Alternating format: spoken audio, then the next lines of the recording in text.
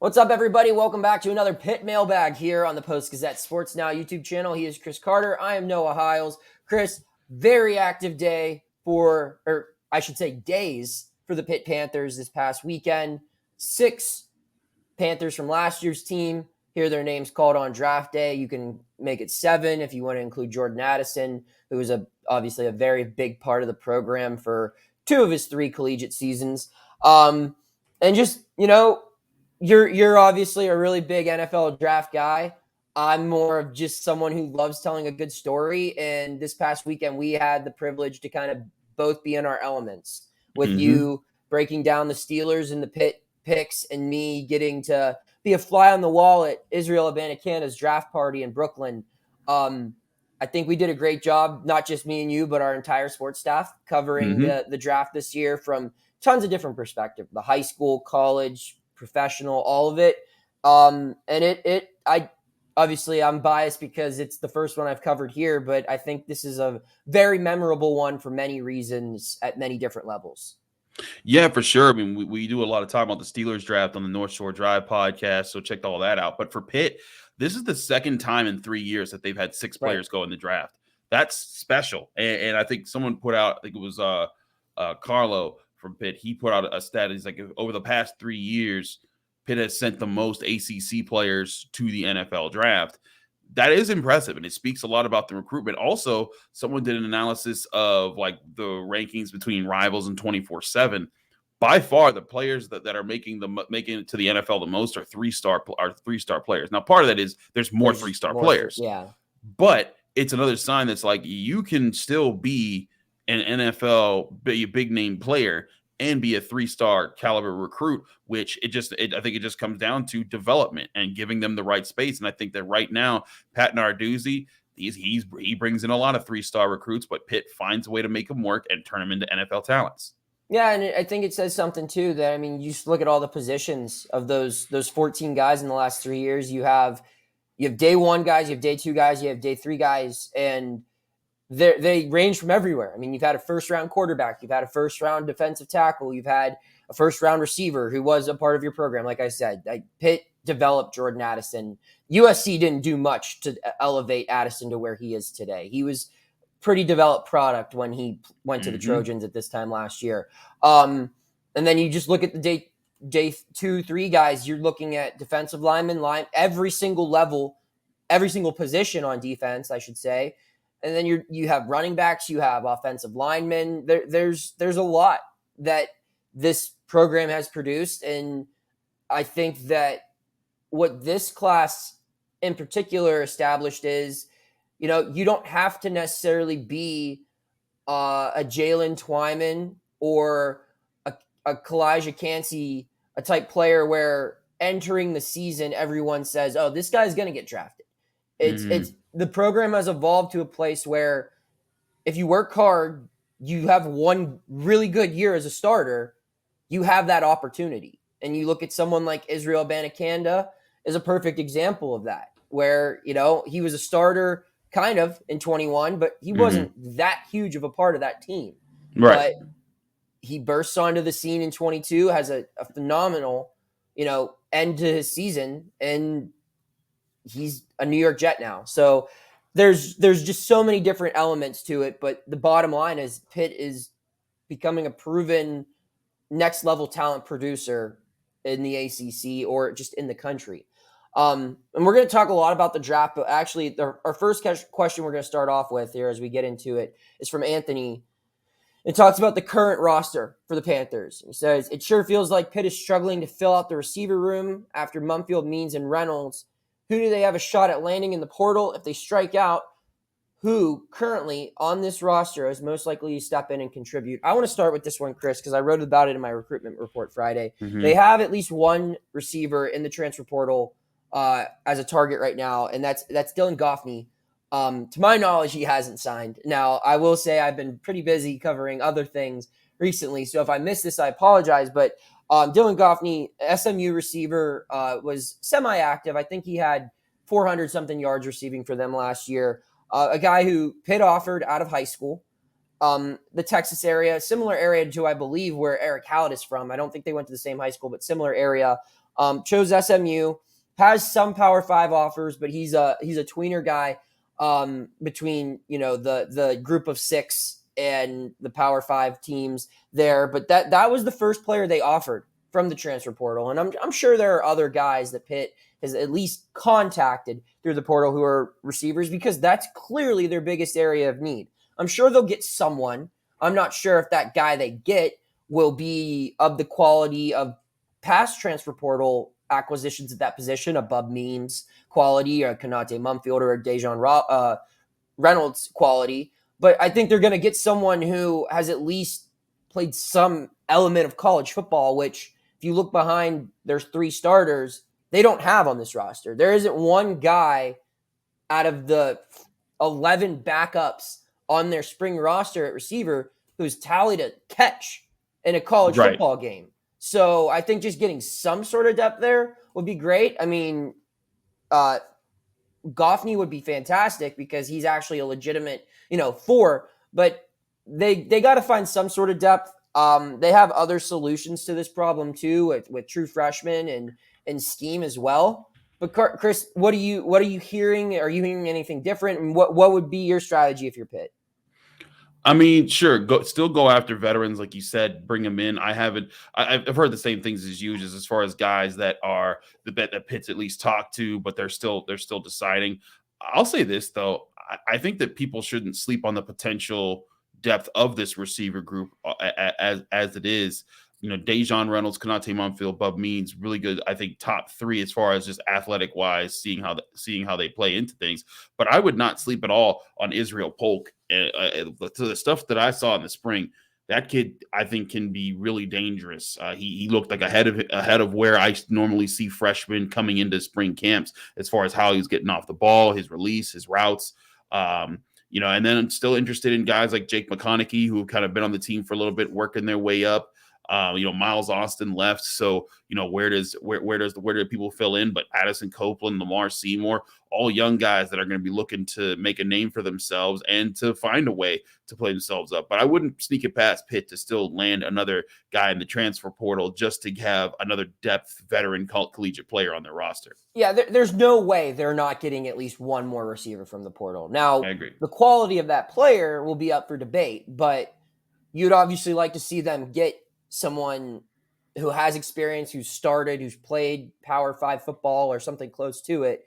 I don't know if that's a realistic possibility right now, but they're going to get some sort of veteran presence there. But another guy that I think a lot of people are maybe forgetting about just a bit because he didn't early enroll is Zion Fowler. I think he could be a really talented receiver. Now, he's going to have his work cut out for him, considering that 2 guys in his class, and Lamar Seymour and Izzy Polk, came early. They played spring ball. They built a relationship with the quarterbacks and understand the whole offensive scheme far more because they're a part of it already. But Fowler was a pretty high-ranked recruit at one point. I think at one point he was a 4-star. He was since moved down to a 3-star, but nonetheless, he has that type of, status at one point that's notable. And yeah, you're going to see a freshman. You're going to see a veteran. And I think another thing to mention here to round this out is you're going to see them throw the ball to tight ends more. They just have to.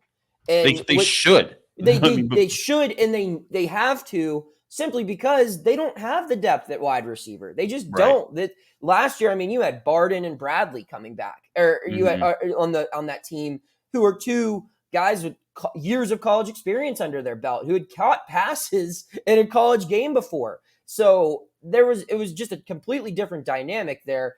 Where here you have to get Gavin Bartholomew involved. Carter Johnson was one of the best. He won the offensive award for the best performance in spring ball, the biggest step forward. So you would think that maybe they'll throw him the ball more. They just brought in Epps from USC, who's another guy where I don't know if necessarily he's going to be a pass catcher, but he might be taking on the Carter Johnson role as the blocking tight end, and you see them use that 12 personnel to throw the ball in a little bit more. So I think that there are solutions, but yes, they do need to find at least one more veteran receiver, if not 2, in the passing or in the transfer portal here.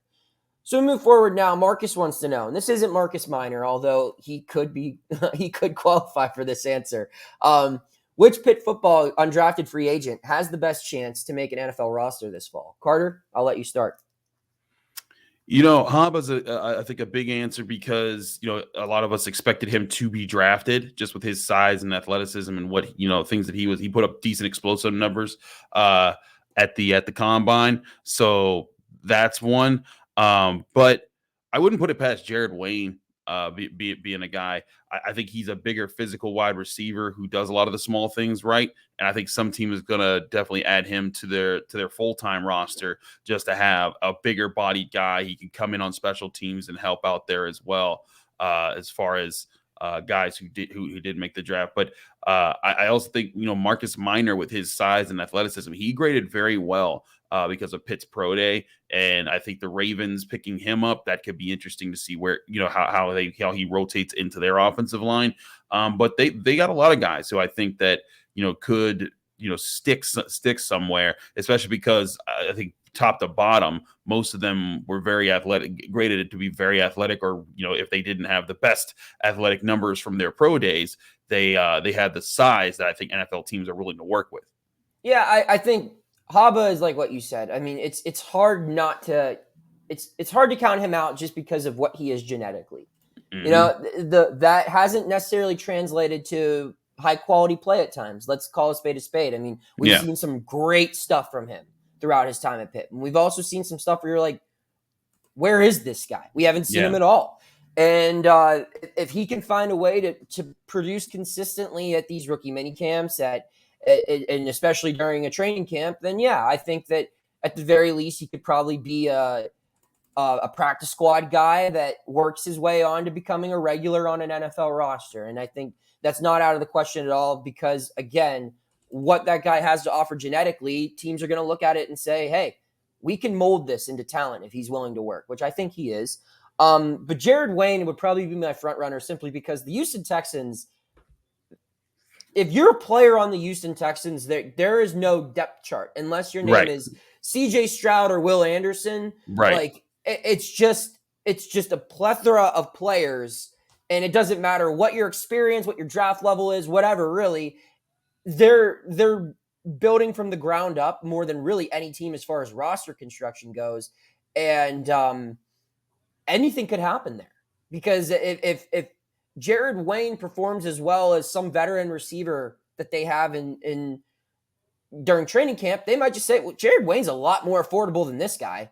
And we might be able to get a 7th round pick for him. So screw it. Yeah, we'll bring him on the roster. That's kind of the situation that he's in. When I saw that that's where he landed, I thought that's kind of perfect for a player like Jared Wayne, who, let's face it, like he didn't have the best draft campaign. Like he didn't get invited to the combine. I thought he did well on his pro day, but there was never really any rumor of him getting drafted, and he goes undrafted, but he gets that UFA opportunity. And that's a position where there are more receivers on an NFL roster than any other position.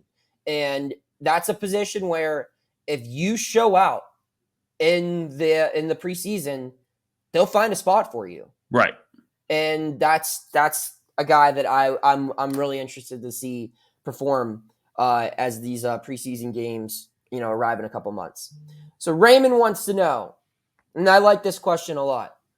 I feel like a few of the Pitt guys who were drafted last weekend weren't viewed as potential NFL players at this time last year. With that being said, who on this year's Pitt team do you see having a season like Izzy, Hill, or Hallett that could result in them being an NFL draft pick in 2024? Now, this is a good question because it kind of forces us to divide some potential NFL prospects into guys who we think are already going to be drafted, have a chance to be drafted, and have to really prove something. I think there are at least 3 guys who, if they, for some reason or another, didn't play a lot this year coming up, they still probably would have a shot at the NFL. That's Marquez Williams, MJ Devonshire, and Jake Cradle. I think those are probably 3 Pitts. I'd bet a significant amount of money that those guys would hear their names called at the very least in day 3 of next year's draft. All they need to do is not have something horrible go wrong, not even just injury, knock on wood, but if they don't stink next year, which I don't think any of them will. So I think they're all pretty solid locks to make it. But there are other guys where if they prove something, they could end up like an Izzy situation. Carter, who are some players that come to mind for you in that category? One, Matt Gonsalves, starting right tackle for the team. I like that He's a pick. redshirt. I didn't have him written down. He's a redshirt senior, and if for nothing else, he is 6'6", 325. At least how Pitt has him on their website. Teams are always looking for big offensive tackles, and he showed versatility. He's moved around at right and left tackle. I think that some team would definitely take a shot at him because teams love to get size and versatile on the offensive line. If not before day 3, somewhere on day 3. You saw a lot of guys going like that. I think Deion Hayes is a guy that if he has a big year rushing off the edge, he could be a person that makes some hay there. Bengali Kamara is another guy who he's really athletic. If he has some big plays for the Panthers this next season, I think he's a guy that if he goes to the combine, he's going to turn some heads. Just you and I, we've seen him move. We see how big he is, and someone's going to be like, we can make something out of that. So there's quite a few guys that I think could be there. You said the obvious ones like MJ Devonshire, Marquez Williams. I think that as long as they put out good like decent numbers this year, get some big play interceptions, and then test well next year at the combine or their pro day, I think that they'll definitely be picks as well. So those are some of the guys that I'm looking at right now. I'd be interested to see how much of a playmaker Bub Means get, but I'm also intrigued, Noah, how high do you think Phil Dracovic can raise his stock this year? There are 3 guys on offense who I think are all capable of going from someone who's probably not going to get drafted right now as their current status sits, but could become day 3 picks or better.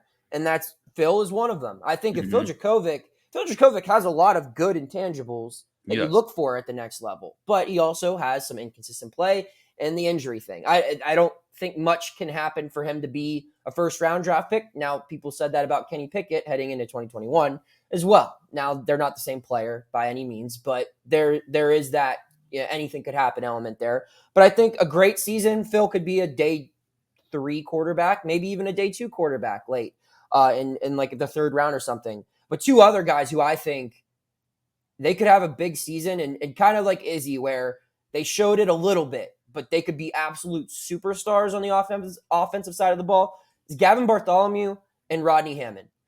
I think either one of those guys, I would not be shocked to see them have a type of season like Izzy, where they just become an All-American, and maybe they're not the 1st or 2nd or even 3rd or 4th guy taken at their position, but they head into NFL draft week knowing that their name is going to be called. I think those 3 offensive players, more than anyone else, have just the build and the opportunity based on Pitt's scheme to really have a strong season this year and make themselves some money continuing to play football. And then on the defensive side, like you said, I think Deion Hayes is the slam dunk pick here. I think a lot of people envision him being Pitt's top pass rusher, which recent history shows if you are Pitt's best top pass rusher, you're going to be a millionaire. So that's kind of how that works. But then two other guys, like you said, Bengali Kamara is one. I think Shane Simon's another one who I think could play himself into a day 3 opportunity, just showing his versatility, how he can play at numerous positions. And I think he has decent size as well. So there's a lot of those guys, though, on Pitt's roster who have played a lot of football and are looking to go from being a UFA to a day 3 pick, or even guys who maybe haven't played a lot of football, but this is their first chance to really prove themselves with a bigger workload, and it might just take one season to get that opportunity. So that's what makes this year fun, in my opinion. So speaking of day 3 picks, Chandler wants to know, Pitt has had a really strong presence in day 3 of the NFL draft over the past few years. How much success will the program need to have until we start seeing more guys go on days 1 and 2? I'm going to start here, Carter. It's very hard to be selected in the NFL draft. Yeah. From pick 1 to pick 259, it is a tremendous accomplishment. And the fact that, there are Power 5 teams that won bowl games this year that didn't have a single guy drafted, which means they won more games than they lost, and they didn't have one guy drafted. So the idea that, it's going to take a while. First off, it's a crapshoot. I mean, you see some programs who aren't necessarily that successful have more players taken in higher rounds, and that's just because they might develop that position better. Maybe they just are located in an area geographically where they can land talent that translates well to the NFL. There's a whole bunch of different things. But I think it's just more testament of this is the type of player that Pitt brings in. So I don't think anything's changing immediately where Pitt's recruiting strategy is going to be 3-star long-term projects out of high school and addressing immediate needs through the transfer portal. That's how this team's going to continue to be built. Now, if this team wins another ACC title, I think we're going to see more than just a couple of 4-stars in these classes. And maybe that's when we see some day 2 picks or whatever. But this isn't a team that's that close to being like a Georgia or an Alabama where we're going to see a lot of Pitt Panthers have their names called on days 1 and 2. It's just there aren't that many teams that have that fortunate reality in general. That just doesn't exist unless if you're one of those big-time programs, which Pitt isn't yet. It's on its way to becoming closer to that, but this is just kind of the realm that Pitt's going to live in for a while, I think. No, I agree. And I mean, like, part of it's just where you're coming from, but part of it's also this takes time, like Phil Dracovic, when he was talking, when Pitt first introduced him after he officially transferred, he was talking about, whip your kids, come home. And people were like, oh, you're a hypocrite because you didn't choose in this. And the point is, no, he's talking about how when he was coming out and other, when he was coming out of high school, Pitt wasn't, a powerhouse. Pitt, and not to say that Pitt is a powerhouse on the level of like the Alabamas and things like that, but they're a threat now. They've won 20 games in 2 years. Again, two out of the last 3 years, they've had 6 players go to the NFL draft. They've won an ACC championship. They just won a bowl game and a decent one at that. They're finishing ranked. Now people can look at them and say, they are a better option, and they are going to get on some primetime games that I'd want to make some headway, and I can make my way to the NFL. So part of that, I think, this is like level 1 of the progress that we're seeing here, but level 2 will be when more of those guys start coming to the program and then developing there. And then Charlie Partridge isn't turning just 3-star Kalijah Cansey into a first-round pick. He's turning, 4- and 5-star guys like Jasir Whittington, who is still committed to Pitt for next year, into being superstar guys. And maybe they go even higher in the first round. And the more that you do that, the more continuity you build that way, the more of those type of players are going to want to pick you over other programs. So it's just steady, consistent building. Pat Narduzzi, he always says, when Pitt's practicing, I tell my players to just work on being 3% better every day. And eventually, when you build that up over time, you're going to be a lot better than you were when you first started training. And I think that's how Pitt's approaching this. They're going one step at a time, getting guys that fit their program, that want to stick around, that buy into your ideology, and that that you can work with them athletically. Then you build them over time. They buy into your system, and then people see how well they play on Saturdays, and then eventually how well that translates to Sundays. So it's going to take time. It's not something that's going to happen overnight, but I do think you're going to start to see more and more of these type of guys develop into players who are talked about more in the first, second, and third rounds of the draft. Yeah, I think that Pitt right now, for the bulk of Pitt's residency in the ACC, it was Clemson and it was everyone else for football. And now I think that Pitt has a strong argument to be made that it's been the second best ACC football program over the last 4 or 5 years. As if you just look at, games won, the teams that they're beating. Obviously, they've been to 2 championship games in that window. They won one of them. They're sending players to the pros. They have productive players in the pros. They're everything that you're kind of looking at. And now the recruiting success that they're having this offseason, it's kind of coming together. And it's hard for some people who aren't paying close attention to ever view Pitt football in a better light than Florida State, right? But in reality, and Florida State will, and same for Miami and notable historic programs like that, they're going to have things to offer that Pitt won't, and that's going to bring better media attention to them nationally. That's going to bring them better high school football recruiting, ranked classes. and all of those things. But when you're winning games consistently and when you're putting dudes into the NFL, your program's going to continue to get better. And I think that if Pitt can have another 8, 9, 10 win season this year, it'll really prove that it's turned the corner, and that those days of 6-6 being the average season are no more, and that this is a program that expects to be ranked more often than not, and have guys be drafted more often than not, and be in the mix for a conference championship. And then when that playoff format gets expanded, more often than not. And when you have that, like you said, Chris, that's when you get the bigger recruits and you're able to take that next step. But it really takes time. And especially in a sport like this, where the landscape changes every year, where teams are different conferences, the legislation on how you can recruit and when you can recruit and who you can recruit changes. It's tough to adapt, but this team's really made the most of pretty much every element of how this sport has changed over the past decade, I would say. So it's certainly encouraging if you're a Pitt fan. They have a long way to go, but it's still going to take some time. I think I would encourage fans to just be happy for where they're at right now and see where they can go. The fact that they have an opportunity to take that next step, but it's going to take some time.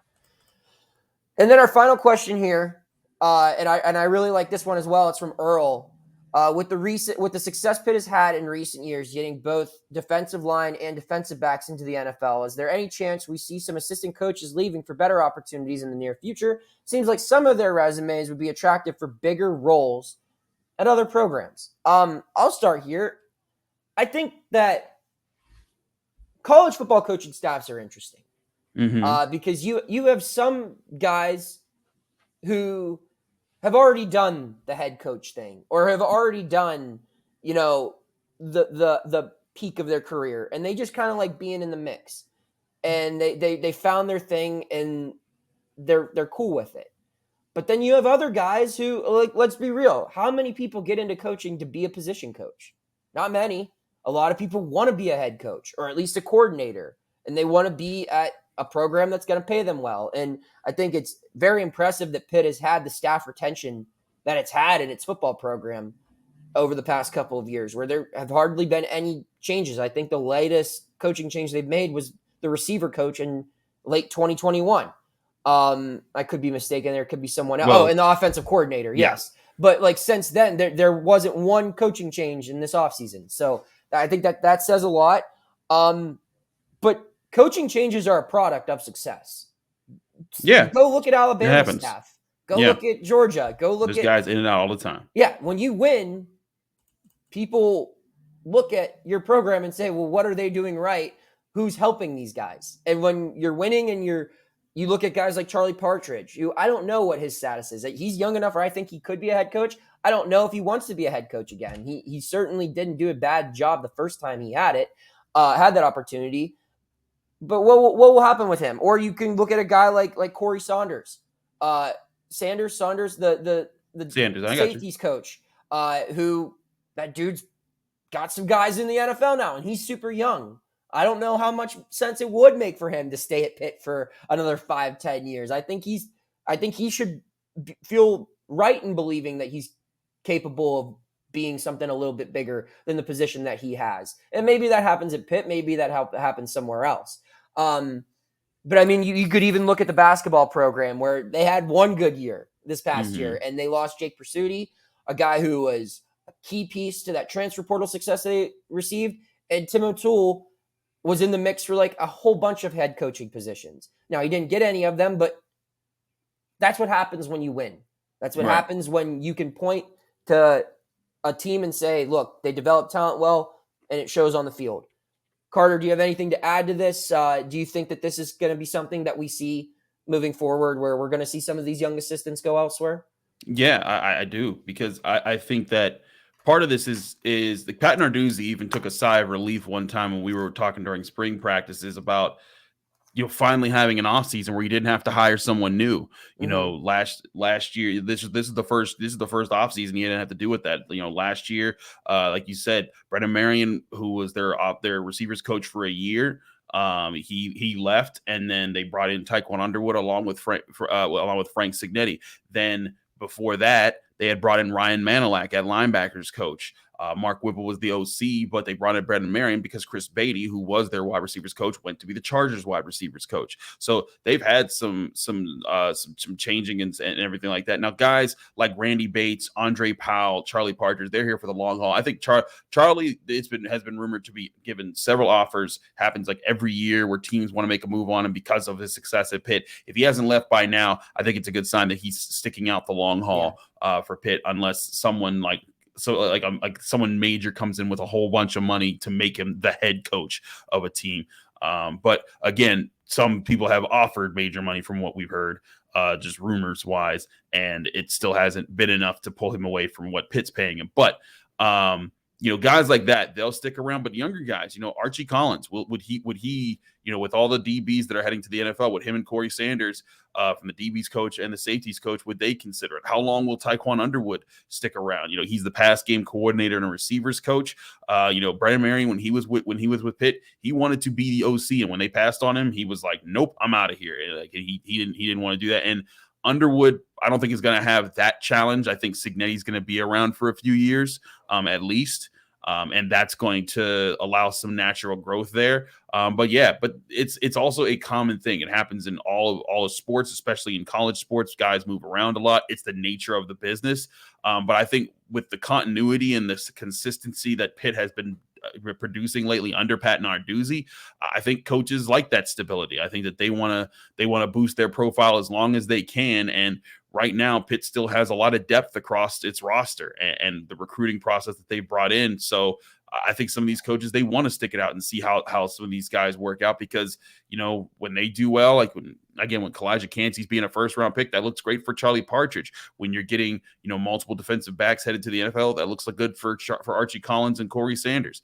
They had two safeties get drafted this year in Hallett and Hill. They could have, multiple corners get drafted next year. So there's a lot of things that I think that go into this, but by and large, I don't think anyone's moving right away. But when it does happen, won't be a surprise unless Charlie Partridge would be the biggest surprise. Be like, oh, whoa, that's a change of pace, and let's see how that handles. But everyone else, that's not, like Tim Salem's not going anywhere. Right. Yeah. All those guys, they're part of this program, and I think again, that's part of what sells Pitt football is that continuity right now. Yeah, I think they have a great mix of that on their staff too, where you don't want a staff of just a whole bunch of young up-and-comers because they're all going to leave. Like, you don't want, like, everyone points to that Washington Redskins staff of like 10 years ago that had Matt LaFleur and all those guys, Sean McVay, it had like 4 or 5 current head coaches on it. Well, it's like that staff didn't exist for long. And while they were great or whatever, like the coaching staff, they said it was, best meetings of all time or whatever. Like, one, they didn't achieve that much because, those guys were there to elevate their careers. And you need young hustlers like that, guys who want to get to the next level, people who are hungry and trying to prove themselves. But you can't have a room full of those egos or those guys who are that driven. You need some more relaxed, experienced guys who are just very happy where their feet are and looking to do the best job possible. And I think that the mix that Pitt has between young and old on its staff, where, like you mentioned, like Tyquan Underwood, that guy's going to be an offensive coordinator one day in college football. And I think that Archie Collins and Corey Saunders, they could be defensive coordinator. Same for Coach Manilak. They could all probably be defensive coordinators one day. But dudes like Andre Powell and Tim Salem, man, they found a job that they like, and they're just doing their thing. And if maybe a ridiculous offer comes forward, that they might change their mind, but they seem pretty happy with where they're at. Same for Randy Bates, and like you mentioned with Charlie. So, yeah, I really like the mix that they have, and I think that allows to have some element of stability on a staff, which is very rare in the sports world at any level. I think it's a good selling point to players too, because when they see that, they know that if a guy's recruiting them, they have a better sense that he's going to stick around and I won't have to transfer because this will be my guy, which happens to so many players, is that their coach leaves, another coach comes in, they don't have a relationship, and they're like, I don't know what to do with you. And then you got to change schools because they bring their guy in, and those things happen. It's another selling point that could get Pitt a lot closer to what Chandler was asking about the strong presence of, maybe being more day 1 and day 2 picks. Yeah, and I mean, I think that explains why they're so good at developing, because they have the Mhm. same guys working on the same page for a decent amount of time. So that's all we got for this week's mailbag. Carter, any final thoughts? Just that I'm excited to be done with the draft process. Me and you both. It's I know it's different for you. it's a lot of fun, but it is very exhausting going over all these different profiles and everything. But still, it's exciting to see where guys go. I wanted to wish, I guess, I want to wish a congratulations on both of us to the Pitt players who did make it to the NFL and to continuing their dreams. You know, we've talked to these guys all year long. We've gotten a chance to get to know them. And I think there's a lot of really good guys out there that are going to get opportunities. And you know, you hope for the best for guys that you meet, and you see all these guys like Deslin who did all this work to raise money, and guys like Haba who came up, under Charlie Partridge, guys like Eric and Brandon who worked their way up, and guys like Kalijah who I think that he's gonna prove a lot of people wrong who thought that he was too small for the NFL. But still, all really good stories. Everyone has been very cordial with us and very cool to talk to all year long. So special shout out to all of them for their success and wishing them well in their NFL careers. Absolutely. Well, that's all we got for today. Hit that subscribe button if you haven't already, and keep following along. We'll have more Pitt coverage and all great sports talk here on the Post-Gazette Sports Now YouTube channel. Take care. Thank you for checking out this content from Post-Gazette Sports. If you liked the video, please like it and subscribe to our YouTube channel. If you enjoyed it on Apple Podcasts, please rate us 5 stars on Apple Podcasts. For 6 months of digital access to post-gazette.com for just $6, click the link down in the description.